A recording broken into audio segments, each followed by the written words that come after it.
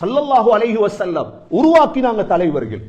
Abu Bakr Siddique ரலியல்லாஹு அன்ஹு தலைவர், உமர் பின் கத்தாப் ரலியல்லாஹு அன்ஹு தலைவர், உஸ்மான் பின் அஃபான் ரலியல்லாஹு அன்ஹு தலைவர், அலி இப்னு அபி தாலிப் ரலியல்லாஹு அன்ஹு தலைவர். தலைவர்கள் மரணிப்பதில்லை, தலைவர்கள் ஷஹீதாக்கப்படுவார்கள். தலைவர்கள் மரணிக்கிறதுல பெட்ல போய் ஒளிஞ்சிட்டு இருந்து மரணிப்பதற்கு பேர் அல்ல தலைவன். உமர் ரலியல்லாஹு அன்ஹு எங்க ஷஹீதாக்கப்பட்டது? முஸல்லாவுல ஒளிஞ்சிட்டு இருக்கல, பங்கர்ல.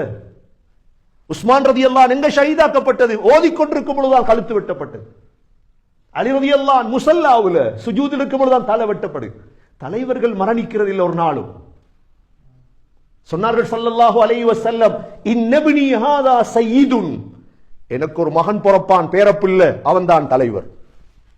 லஅல்லல்லாஹ யுஸ்லிஹு பைன ஃபிஅத்தைன் அதீமத்தைன், அல்லாஹ் என்ற பேரப்பிள்ளை வைத்து அல்லாஹ் சண்டை பிடிக்கும் ரெண்டு கூட்டத்தை ஒற்றுமைப்படுத்துவார். யார் தெரியுமா அந்த தலைவர்? ஹசன் ரலியல்லாஹு அன்ஹு, நபி அவர்களால் உருவாக்கப்பட்ட தலைவர். ஒரு தடவை ஹசன் ரலியல்லாஹு அன்ஹு வாராங்க, முத்தமிட்டாங்க நபி அவர். சொன்னாங்க, என்ற தலைவர் வாரார்.